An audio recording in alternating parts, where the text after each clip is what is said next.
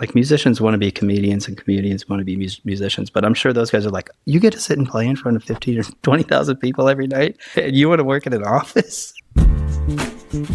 Hi, welcome to Everyone Is. I'm your host, Jennifer Coronado. The intent of this show is to engage with all kinds of people and build the understanding that anyone who has any kind of success is successful because they're a creative thinker. So whether you're an artist, or a cook, or an award-winning journalist, everyone has something to contribute to the human conversation. Because everyone just is. Aaron and I were thinking about who we wanted to interview next, and a friend and a coworker of mine said, "Hey, I'm friends with the keyboardist and guitarist from the band Train. Do you want to interview him?" And I said, "Stop name dropping." And then I said, "Yeah, of course." So we're lucky today to have the exact person join us, and that's Jerry Becker. Yeah, welcome to Everyone. Thank you. Thank you so much. It's so nice of you guys to invite me and to have me here. Thank you. Oh, of course, of course. I mean, we want to dig into your history, but I don't want to just focus on your linear history. I want to find out like some of the whys of the things that have happened in your life. But the first thing that I do want to talk about is where'd you grow up? Where were you born?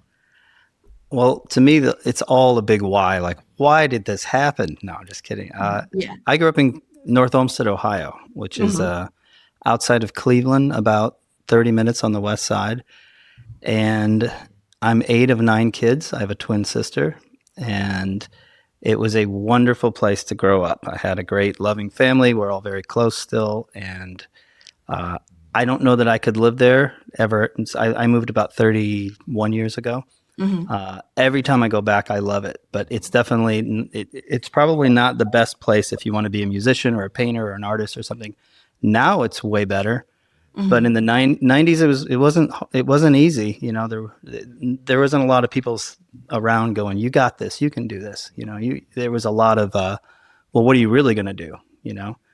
And there was, the whole town is like a plan B almost. You know what I mean? Which makes sense. But everyone works so hard. Everyone's great. They live for the weekend in Cleveland. It's all about the games. We had the worst teams in the world, but they were the best games to go to. It's still like that. It's a little better now, but yeah.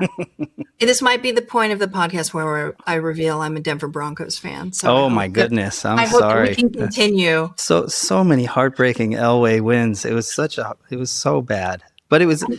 I could say the same thing about the Raiders or any other team. Like the Browns were always the other team in the poster. It was always, someone catching the touchdown, and there were the Browns.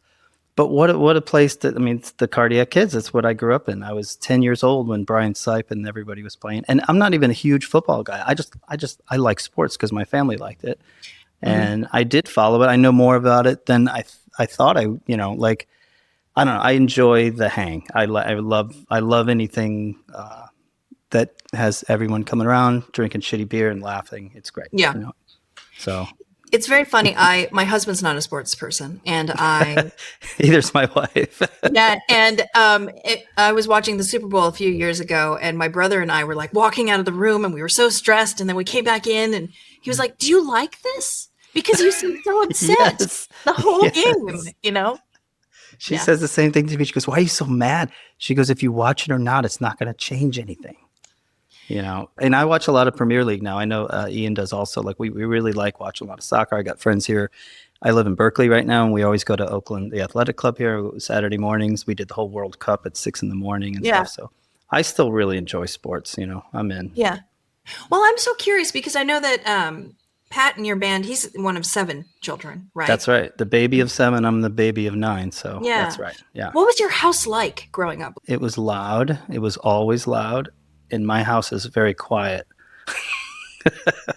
And I really like it. I don't listen to music loud at the house. You'd think I would, but it's very cool. It's just such a different thing. My oldest sister was 16 when I was born.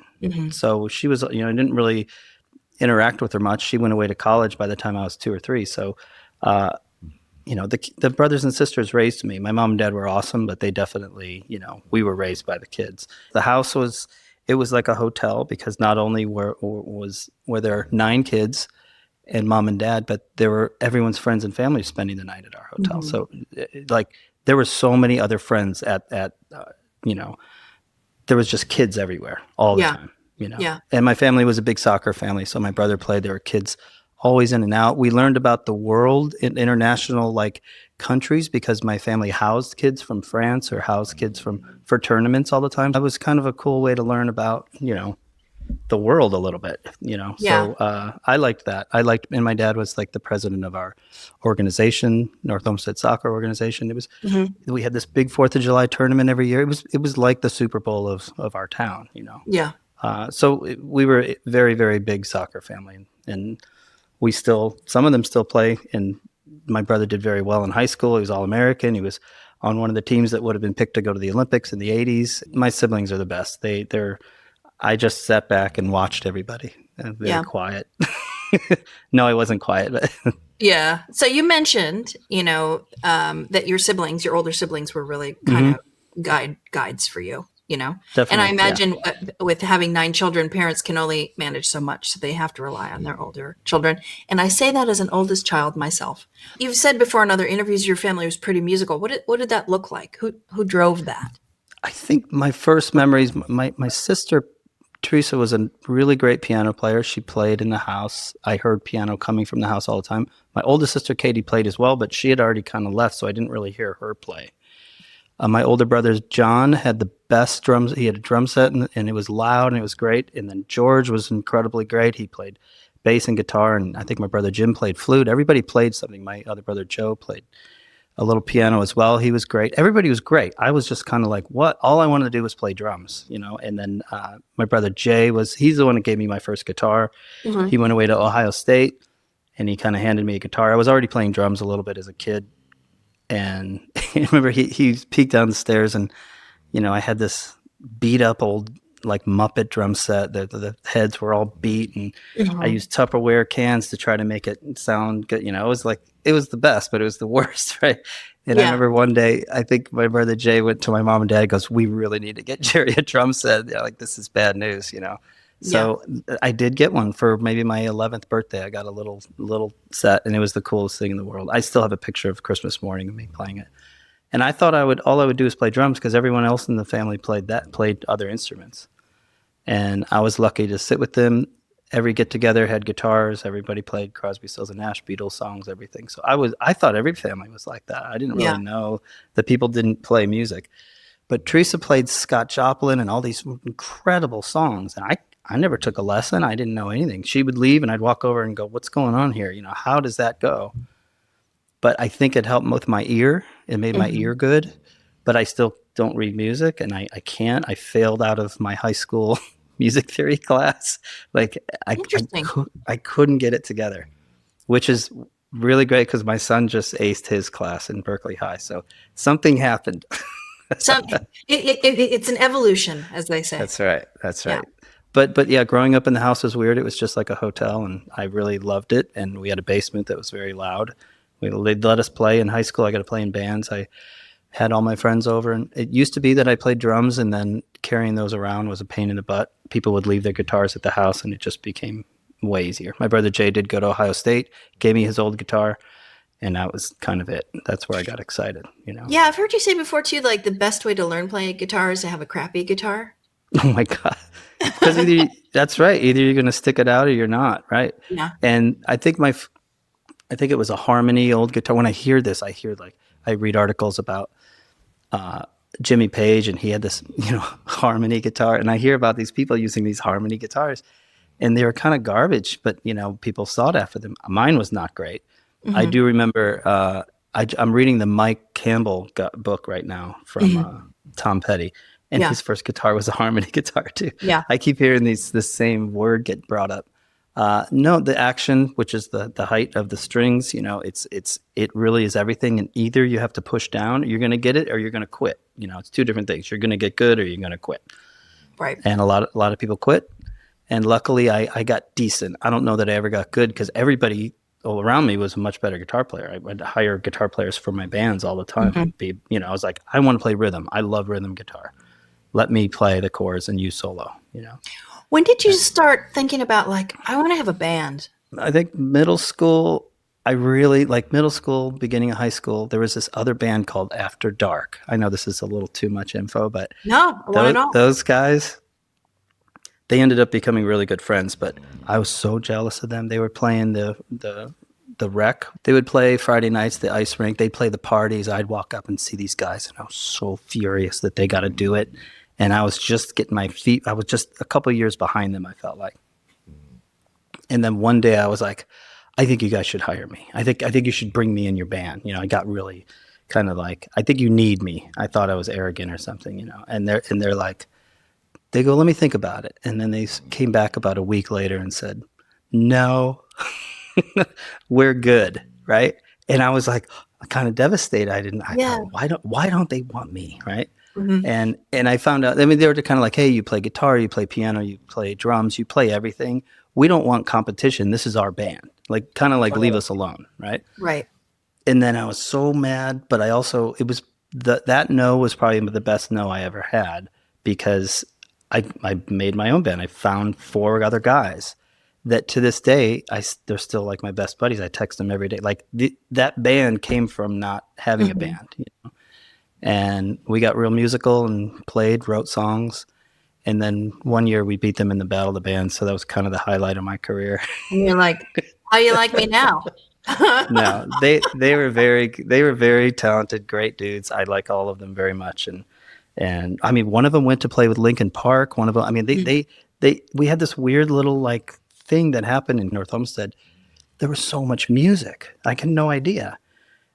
There's a book about WMMS, our radio station there, and it was all about breaking Bowie and breaking Kiss and breaking Rush and breaking all these bands. For some reason, Cleveland was this like weird thing in the 80s or late 70s too, where, it was just one of the towns that you would go to break. MTV had like their pilot program was there too. So I saw MTV when it started and it was supposed to just be New York, but I didn't know radio in other places wasn't as good, So we were very, very lucky. We had a great radio station, and I had brothers that loved Genesis and King Crimson and every cool hip band, and plus the Beatles were just always being played. There was never like, we love the Beatles. It was always like, that was just part of it, It was loud and musical and fun.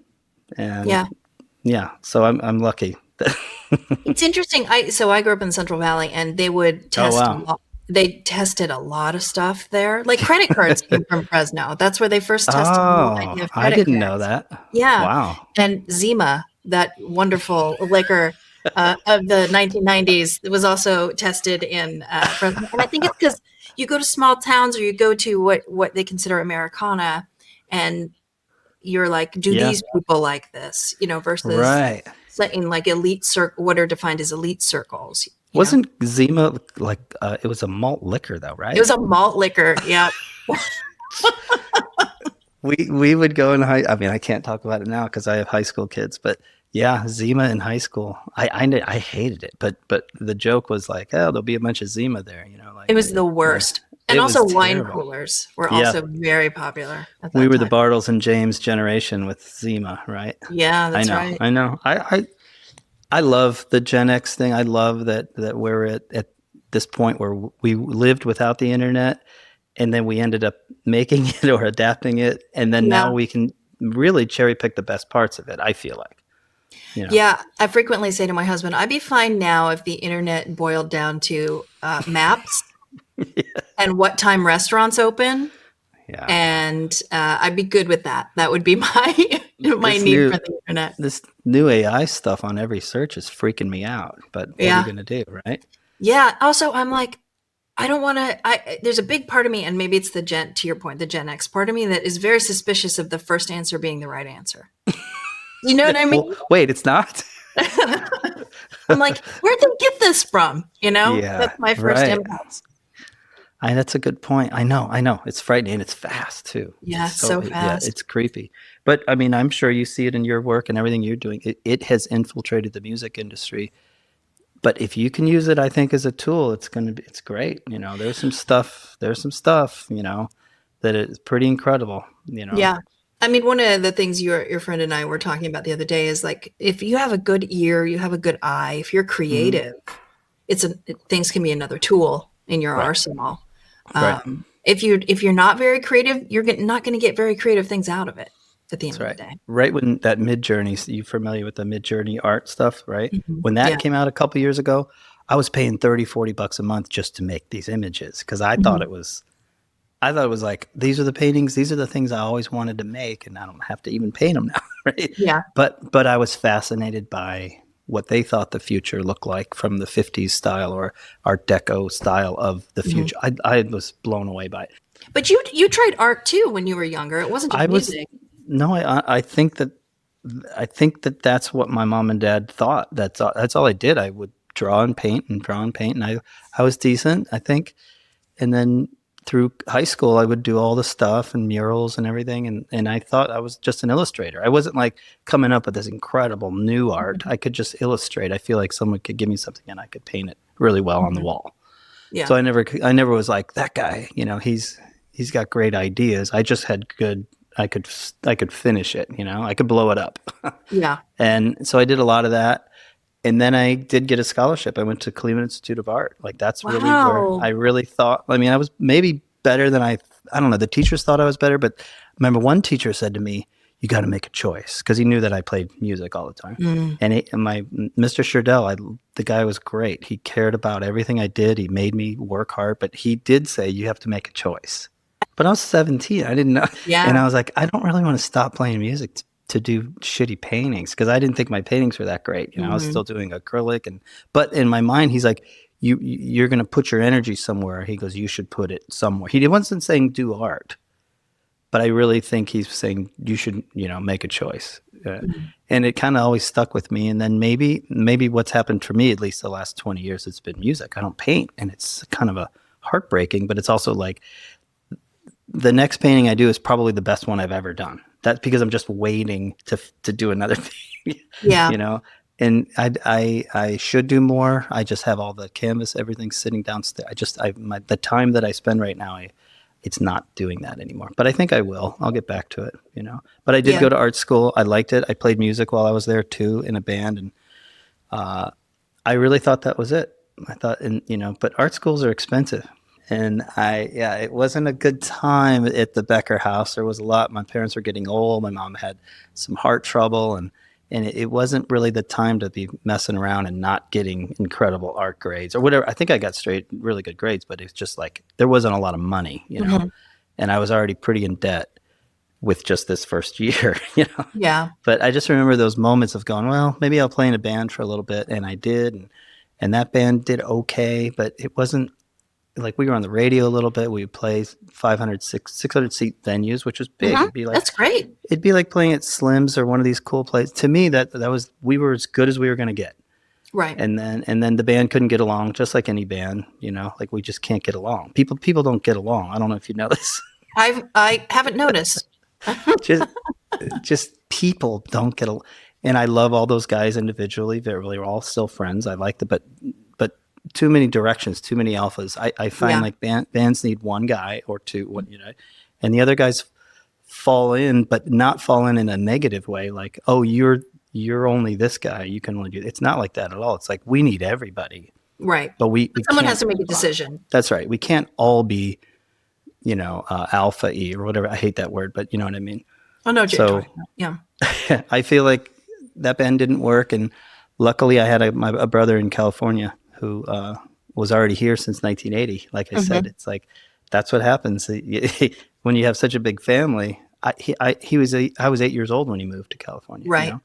So George lived here, and I remember hitting him up and going, dude, I kind of, my girlfriend thing's not working out. My band's breaking up. Like, everything's awful. Can I visit for the summer? And he's like, of course. We just got a new house. We got room. You could help with the young kids. Like, it'll be great. And I'm like, and I honestly met my girlfriend, which became my wife, within weeks of moving to California. We met at this killer little cafe, and it was so weird. It was all just kind of like I was on a summer vacation. I didn't think I would stay, but once I started like meeting some of the nice people, and George was great to play music with every day, and she ended up playing tennis and getting recruited to go up to Sonoma State, and then we moved up there, got an apartment, and that's where I met Pat. So that was like 97. I just met him, at a music store I was working at, because she was finishing school and I was working there, and he came in and he was very, very, I think his ex-wife used to come in with their little kids to the music store that I worked at. And I would let him play the instruments. It was no big, it didn't really bug me to have kids playing music. Is it the one on Petaluma Boulevard? That's right. Yeah. You know this place. I live in Petaluma, so yeah. Oh yeah, it was. It's funny because I just remember I just needed to have a job for about a year until she was done with school. And I really liked it. I didn't mind. I had already sold guitars for a guitar company. I'd done a little traveling with that. So next thing you know, she came in. I let the kids play a little, or his son play a little bit. And then one day this dude walks in and his hair's like down to here. And he's got I think I've told the story a lot on it, but it's like he has a Pittsburgh Steelers hat on, right? Mm-hmm. And he goes, "You guys got saxophones?" And I'm like, yeah. And then he goes, I looked at him, I was like, yeah, the Steelers suck. And it was like, probably and yet I insulted you with the Broncos right at the beginning of this, didn't I? No, I mean, it probably changed the course of my life by making this guy laugh, right? Yeah. And he goes, why would you say that? And I'm like, I'm from Cleveland. And he goes, oh, Jesus, And then we hit it off and started laughing and sold him a saxophone. And he said he's in a band.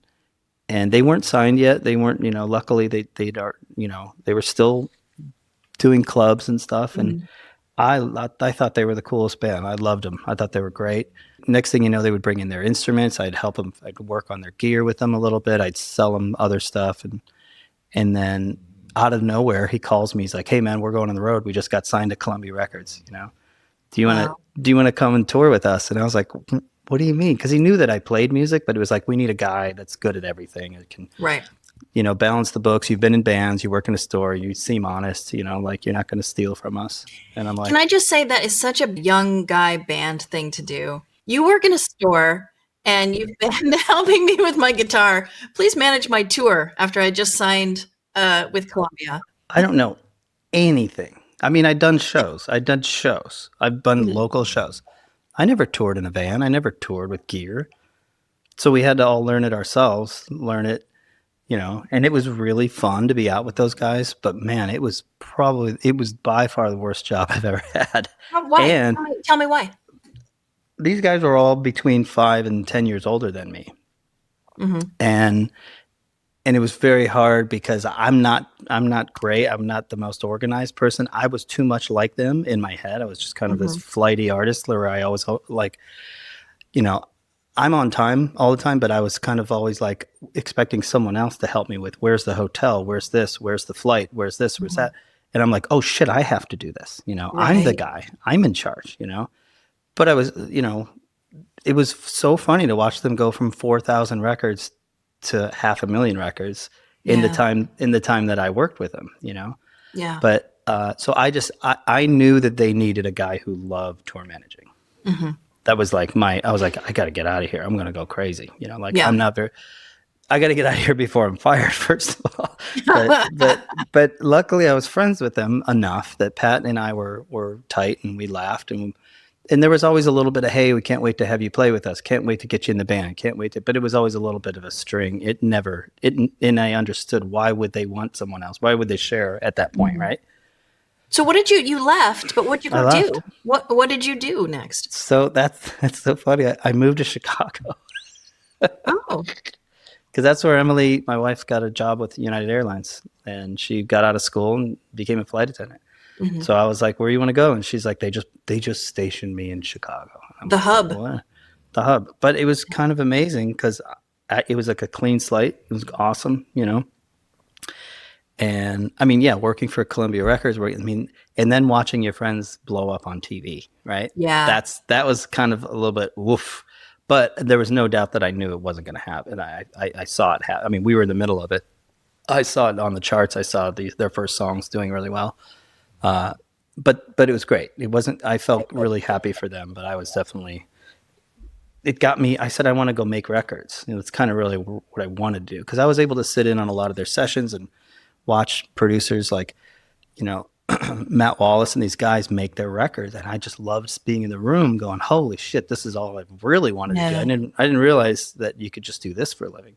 Yeah. So I bought a bunch of gear in Chicago, started recording some bands, and I really, really enjoyed it. Just for the short time that we were there, came back to San Francisco, went to music school at San Francisco State and did the recording program there.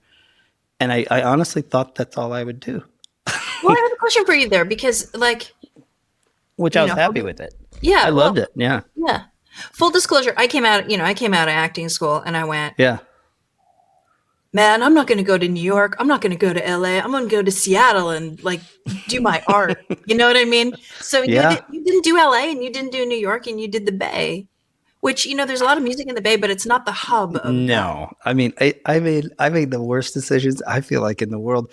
I have 18 nephews and nieces, right? Mm-hmm. And the joke is once I got playing and touring with the band and started being on TV and stuff, I would make jokes with them. I go, stay in school, don't do drugs, or you'll end up like your Uncle Jerry on TV. like every single thing you could do wrong, I did, drop out of school, just like bad decision after bad decision. But it wasn't bad decision. It was just the momentum. It was something that was leading you on. Yeah, that's right. And I felt like the Bay Area it was so great. I loved it. Just the people were so funny. Everyone was optimistic, at least when I moved here in the 90s. And we just saw the internet. Everything blew up. I mean, man, boy, did I screw up on that financially. But we all did. Why didn't we all invest in Apple is the question. You could have just gone like this and you would be fine. Yeah. But anyway, it was years later. I made a lot of local records with some people and I loved it. I loved producing albums and engineering, but it was on a small scale. But the K-Fog people were great. Renee became a really good friend and all the people at K-Fog because they would have me come in and we'd play songs of bands that I was producing. And to me, I was successful. That was like, that's all I was like, you're kidding me. I get to be on K-Fog. And then, luckily Pat called me a few years later, maybe 2006, and said, I'm making a solo record. Do you want to come and play on that? Do you want to come and be, he was always like, when you're finished school, let me know. When you finish school, let me know.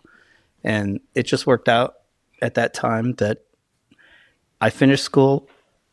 I started playing with him. I did his tour. He asked me to put together his band, so I music directed his tour. And then I thought, oh, that was it. And then luckily, Train did have a keyboard player that quit a few months before we recorded Hey Soul Sister, and then that was 15 years ago, and that was pretty funny because I've been on the road ever since. So, like, we just been making records and touring. So it wasn't. It's one of those things of being available at the right time, but also it's not. You never know if that's the right moment, And this is back in like the 90s, and I was like, well, I have other stuff I can do. But he was so driven, and being around someone like that it's intoxicating to find someone who knew what they wanted and they started a business. The difference is I started a band with friends and he started a band with business partners, and not that it never quite it was friendship, but it's definitely different, because they didn't hang out, And I didn't know that. I just thought you share music with your friends. This is what you do together. You don't go, we're gonna write songs and do well. And I'd never met anybody like that. Just driven, and they had talent too. So I was like, well, this is different. I think a lot of our band, and we've been through a bunch of different members of the band over the years, but this lineup right now is great. I love everybody. I've had to audition all the new guys. Like, it's funny to be on the other side of it. And to kind of be the guy going, what about this guy? You're the music director now, right? Yeah, it's more of someone just has to run the show. It doesn't mean anything. It's not like you're at a Broadway show and you're the guy going like that. It's not a conductor or anything. It's just kind of like, this is what we got to get done today. Hey, when Pat comes in, I usually try to get the band ready so that when he comes in, we're ready. We got 10 songs, 5 songs, 15. We'll put the sets together with him and make sure that the songs flow, between each song, stuff that I didn't even know existed. I didn't know the job really existed, Wait, so that's something I want to dig in with you, because you've had this tendency in your life to pick up something that you didn't know what it is, like, and just take it on. Like marriage? No, I'm just kidding. I mean, that's everybody, my friend. But I'm kidding. what drives you to do that? Why do you feel comfortable just like jumping in? Because I didn't know that you could fail.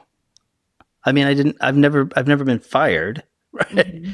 So I didn't know that there was a consequence to say, if you don't get this done, we don't want you anymore. Right. So I didn't really know. That's a good point. I never really thought about that. Yeah, I got thrown into some things, but I think maybe I care maybe to like I don't want I want Pat my singer and the band to always look and sound great as good as we can. I don't like phoning in. I don't like any of that stuff. So maybe he saw that in me, just like, hey, I can lean on him and we're going to be okay. Yeah. And I don't know. I have no idea. Do you ever think that maybe comes from being in a big family of people who have to be responsible for each other? Oh, they didn't care about me. That's fair. You were the youngest. Youngest is kind of an afterthought. So my family, like, they tease me so much because they just say that I was my mom's favorite. I had a lot of health stuff when I was born, so there was a lot of stuff wrong. So I think I did get extra attention.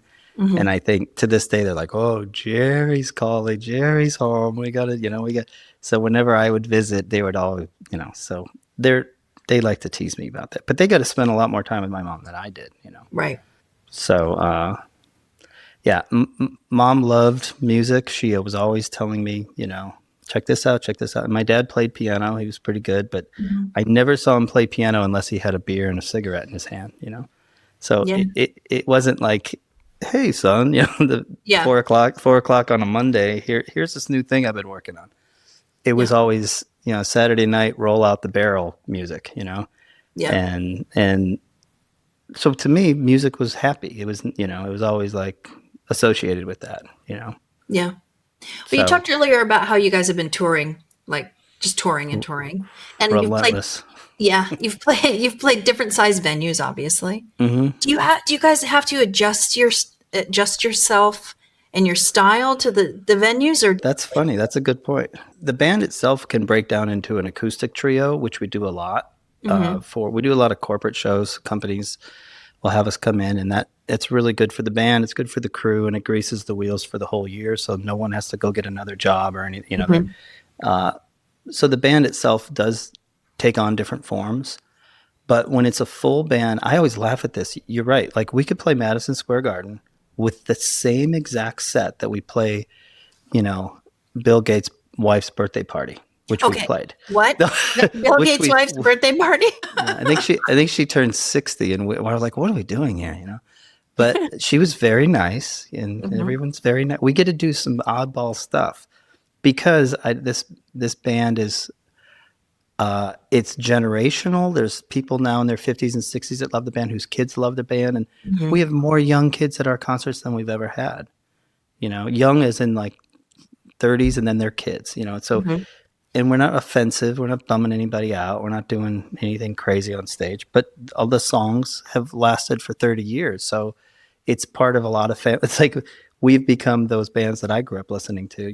And that's what does well business-wise for Pat and everybody, where I feel like we do a lot of corporate things. And it used to be 20 years ago, it didn't taste very good when you did them. Sometimes they just felt funny, and you didn't want to tell other people you're doing private shows, And then now it's just like, oh yeah, that's because no one buys records anymore.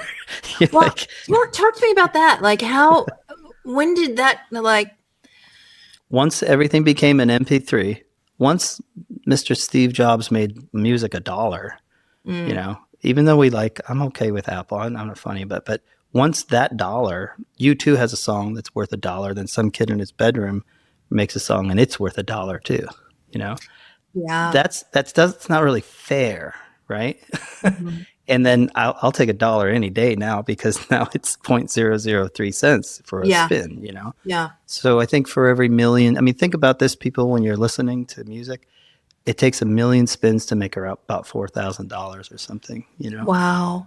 And then that 4,000 you have to split with the other writers and your publisher, Right. So this isn't a negative.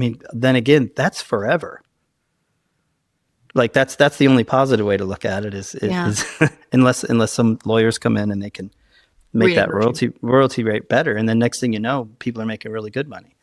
But we have to tour much more than we used to. But people are listening to music more than they ever have. Yeah, just right at the time of life when you want to tour all the time. I'm going. I think we have 85 shows or something this year. I just got back from Australia a couple days ago. or last week. Went to Nashville, did some shows, and then I leave for Spain on Saturday, and then I'm back at the end of the month. Then we do a U.S. tour for 2 months. Wow. So, yeah, my kids are thrilled. They're like, Dad's gone again. Yeah. It's all right. They've not known anything. I mean, it's not like, you know what I'm saying? The pandemic was definitely odd. Mm. Yeah, a little bit. Because they're like, I mean, odd on many levels and very sad, but also like to have me home, I don't know what to do with myself, you know? Yeah. So I can understand that. I was going to say something I think, because I'm going to sound like an old lady now. Here I go. No. Something I think that kids kind of miss out on, which I think is the story of albums. You know what I mean? Oh, completely. And like I think about like David Bowie had the album, and the name is eluding me, but it was like an entire story about a village of people, and it had "I'm Afraid of Americans" on it. Not Low. What album is that? Oh, you're gonna make me look like a bad Bowie fan. Sorry. No, it's okay. But I'm forgetting myself, and I love David Bowie. But it was a story. Like the whole album was a story, and if you listen to it if you had to buy the album, you were sort of forced to listen to how everything fit together. Do you know what I mean? No, I know. I mean, from Abbey Road to Lamb Lies Down on Broadway, these records that are my favorite records. Mm-hmm. You're right. It's a journey. They bring back the same themes from the first, second, and third song. And musically, they have different lyrics now, later, and then. Yeah, I mean, I love making records still. If we could make records, it'd be great. And we still do, but it's also, they're recorded half and half at home now because everyone got so good at recording at home and it sounds really good. We still go in together and track, but a lot of the hard work and the pre-production starts at home, you know? Mm-hmm. And you can't really, I mean, all the Floyd stuff, all that stuff, but I mean, we just in a different time. Oh, totally. They would sit around and be able to live in a house and work for months on one song, you know. It just doesn't exist, you know. I don't know. That's an interesting thing. We don't really have themes. Yeah, we should have more themes. I like that. I think about like the bands of the 80s, 90s, like, you know, I think about Rage Against the Machine or even some of the albums that U2 did, and they were all message albums, you know? Oh yeah, yeah. And I wonder, are there new musicians or acts that you think do message? Yeah. Yes, I think there's a ton, and my son would tell you all about them. I'm just bad. Oh, really? That's a great team. Yeah. He's locked in, and my daughter too. I love sneaking in and looking at their Spotify playlists and stuff, and every once in a while there'll be something in there that'll surprise me. But I mean, could you imagine growing up with Spotify? Just the access. That's what I mean. Yeah. Any song, anytime. Any song, anytime. Yeah. And I read this book my wife told me to read. It was about, they got some guy from the 1800s or maybe even the 1700s, and they threw him in a room and they say, hey, nowadays in the future, you can listen to music, like this. And he goes, well, let me hear it. And he listens to a song and they go, what else do you want to hear? And he goes, I just want to hear that again. Right. Mm-hmm. And it's this idea of they could never, unless you went and saw music, you could never hear the same song twice. Right. Right. And now you could listen to it a million times. You know? Yeah. Yeah. Which is, yeah. Yeah. I think about that. That's so true, because there was that. And then there was an era probably when my parents were young, our parents were young, where they just had to wait for that song to come on the radio. Right. With their record, with the tape player ready to record it. Yeah, with the tape player. Mm-hmm. And then it's everywhere, and you can get it at all times, and you can play it over and over again, and you just have to have a subscription, you know what I mean? That's right. I'm going to take a turn here. You ready? Go for it. The best thing that happened after the pandemic is my singer and I and our drummer, Matt, we started writing a Broadway musical. You're kidding me. So we are 4 years into a musical right now that I think might end up going next year. So that's another thing. I don't even think Ian knew that we've been working on this. So wow, what made you want to do that? Oh, I don't want to do it. Pat's, people love the guy. He's one of the most incredible singers and writers. Like, wonderful voice. Lucky to be in a room. I just put up this mic. I put up a mic and and it doesn't matter. You're in a hotel room, you're in a studio, and people just gravitate towards what he sings and what he sings about, right? And so I'm very lucky that he lets me hang out with him. Anyways, he did a little thing in Broadway a couple of years ago called Rocktopia, where he just did a couple weeks of classic rock songs with an orchestra or something like that, And I think like the guy from Cheap Trick did it after him, Dee Snider, all these. I don't know what it was called. It was fun. I saw it. It was great. But I think he met some producers through that, and they said, "Hey, we're thinking of doing this thing. We're looking for musicians. We're looking for writers." And I think we had a demo. We've written 50 to 80 songs for every album, and then you whittle it down to record 15, and then you might end up with 12 on a record. So sometimes there's other stuff laying around that are still pretty good, just didn't fit on the record. Yeah. And these people heard one of our demos, and the producers, and next thing you know, we're writing the music for a show. Wow. And it's been probably the hardest thing I think I've ever done. Because we've now written over 40, 50 songs, and now we're only using 20. But the people involved are really great. Like, they're all slick and pro, and they're in New York, and we get to go there and sit and watch these actors, and they're in the middle of it. So this is an adaptation of a movie called Begin Again from about 15 years ago. Do you remember this movie? Yeah, I do. So it's about a songwriter, a woman that goes to New York, and her boyfriend cheats on her, and she ends up becoming a songwriter. So it's great. It's fun. It's different. But we just did rehearsals in, I think, April with the whole 40 people, 30, whatever. It's crazy to watch. That's a big production. I mean, yeah, sorry. These are everybody around. Probably there's 10 or 15 in the cast. But I don't know. It's fascinating to sit there and watch your songs come out of someone else's mouth. Yeah. Because Pat did the demos, so I'm so used to his voice, and then you hear someone else sing it, and you're so used to Pat, but yeah. But then again, it takes on its whole other life. It just becomes something else. We're not even in the band; it's these other people in the band, and then you have to say, "Do it a little more like this. Do it a little more like this," or other things happen that you weren't expecting, and it gets incredible, So, who's writing the book on it? We've had a few different writers. We're on our third writer right now. Jenna Embry, who she is? She does all of the Lincoln Center stuff. She's amazing. She's become great. But we had two other writers that were wonderful, Kate Gersten and our friend Chelsea. It's been a really interesting experience, because I didn't know it's kind of common to have people come and go while something's being worked on. But for us, it takes so long sometimes to prep a musical like that too. That's right. But I learned a lot. We'll see. You'll definitely come if we get it out. I promise we'll. Oh, I definitely would want to. It sounds to me like Pat convinces you to do a lot of things, my friend. What am I supposed to do? What do I say? I'm going to sit this one out? No, I can't.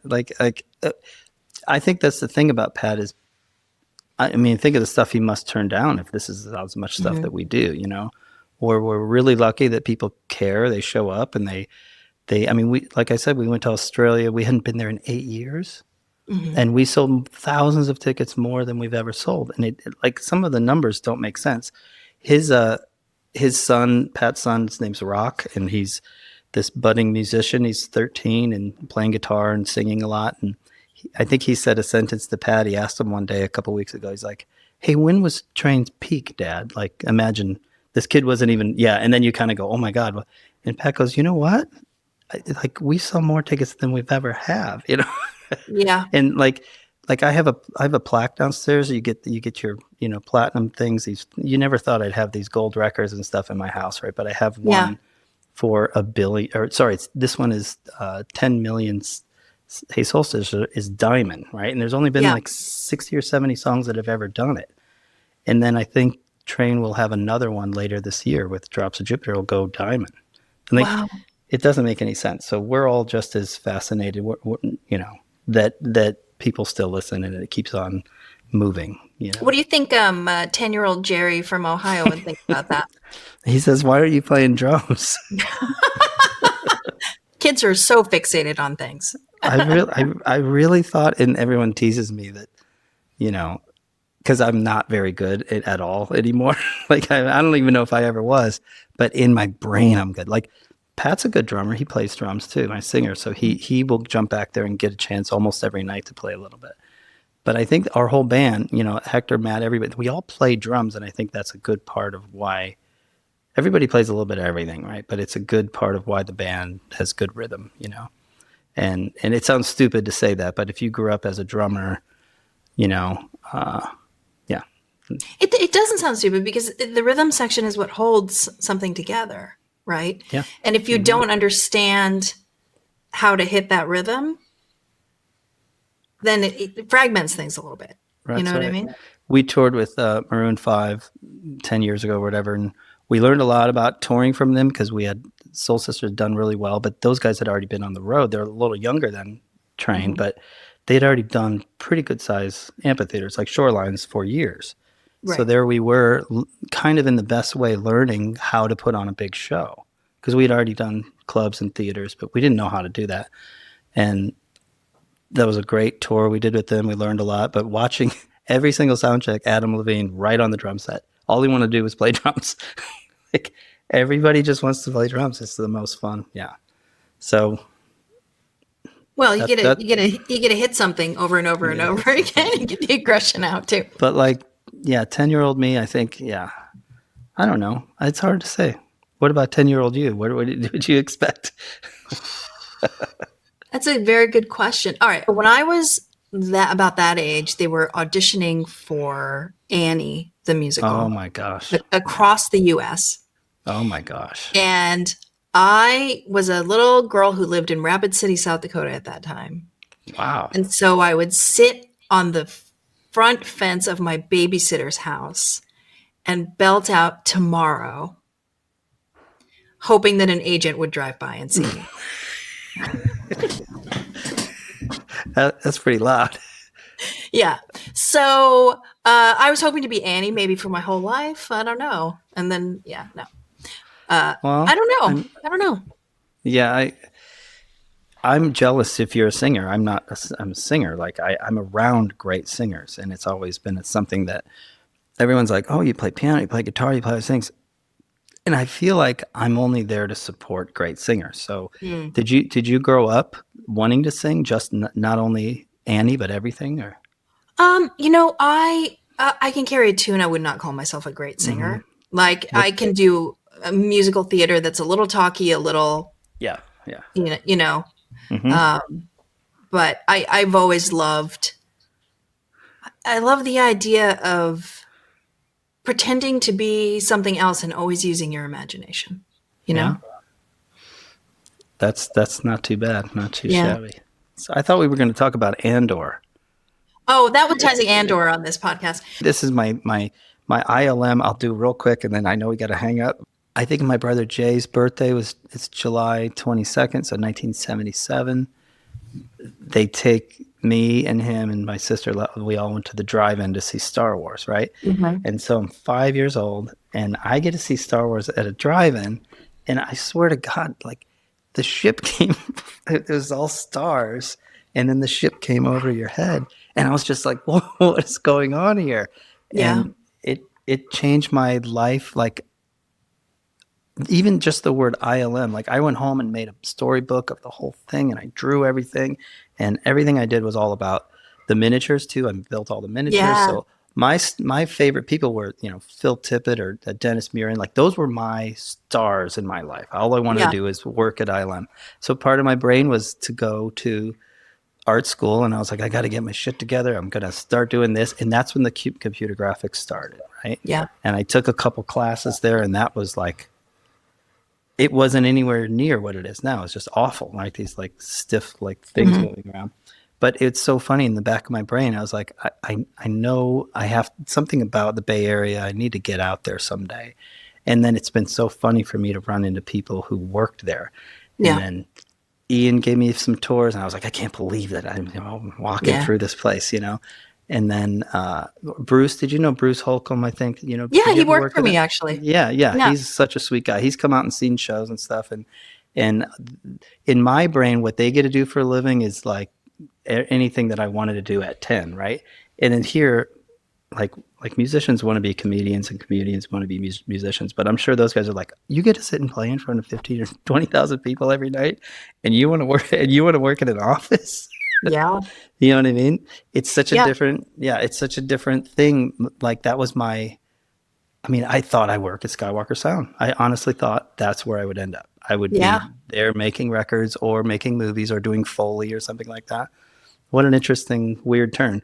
Yeah. Too bad I have this awesome job instead, right? Too bad. You suffer. So I do have a final question for you. So our whole premise of this podcast is that we sometimes conflate art and creativity, right? Mm-hmm. And you can be creative and artistic, and you can be artistic and not creative, right? Meaning, and being creative is really about problem solving and finding the next thing, in my mind. But for you, Jerry, Star Wars fan, what does creativity mean to you? Wow. I think, to me, it feels like the fact that I get to live in a place where my kids, they don't know where money comes from because they're like something that doesn't exist in the morning but does later in the day. Mm-hmm. I think that's creativity to me. And to me, it's either a painting or something you've started or an idea you have that you could turn into a joke or something like that. That's what something that didn't exist that you get to bring life to that other people can enjoy.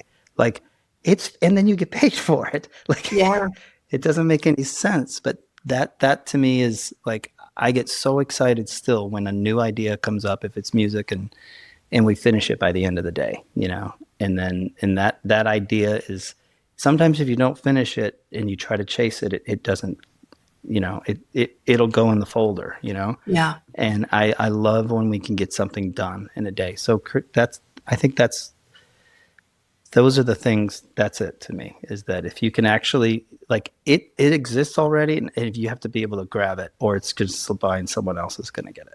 Yeah. So to me, I think that's where my antenna works pretty well, is I can, move on it quick, hopefully, and if you're slow and you can't work in the studio very well, you got to be able to show up, so I think that's it. Sometimes we'll start something in the morning and we'll be mixing it at 10 o'clock at night and it's finished, so to me, that's exciting. Well, that's great. Yeah. I don't know if that's that's what it means to me. Well, that's what I'm asking you. And thank you so much for talking to us today. Yeah, this was great. Thank you. I can't wait to listen more. Thank you for listening to Everyone Is. Everyone Is produced and edited by Chris Hawkinson. Executive producer is Aaron Dussault. Music by Doug Infinite. Our logo and graphic design is by Harrison Parker. And I'm Jen Coronado. Everyone Is a Slightly Disappointed Productions production, dropping every other Thursday.